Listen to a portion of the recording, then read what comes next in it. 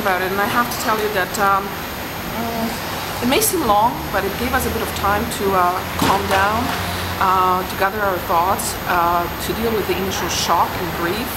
And I think I actually preferred this a bit later. I think I'm more calm and able to comprehend what's going on in court, follow the process. I'm not as distraught. I even find that even though I learned quite a bit of information how the story goes from preliminary hearing, which was in 2010, I found that at that time I was still dealing with a lot of grief, and there are a lot of issues you're not able calmly to listen and to comprehend, and I find that it's a little easier for us right now. So how do you feel about it now that this whole process, we're a week in?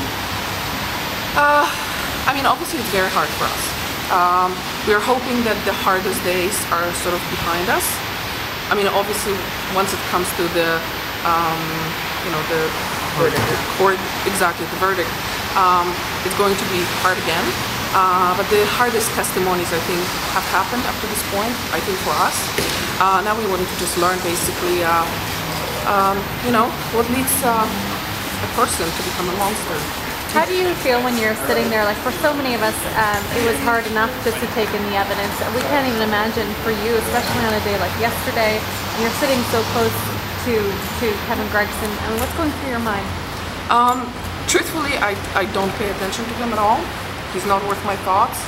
I do pay attention to the evidence that is being presented. I want to learn exactly what happened. One thing that I know for sure, it's quite emotional, but I know that Eric was surrounded by amazing people in the last moments of his life, and people who tried to save him, people who tried to save his life, and now people who are trying to bring justice. Did you ever consider, I mean, were there points over this past week that you thought you just couldn't stay? No, I did not. Is it for you, or is it for your Eric? I'm one of those people for everybody. I think for everybody, it's first of all for Eric. It's also for me. I'm one of those people. I need to know the information. As hard as it is, I need to know it. It helps me. But also, for the community, for cops, for people who are witnesses, people who are testifying. I truly appreciate it. It's very, very stressful for them. You saw the paramedics. I truly appreciate it. Is anything you heard this week that surprised you?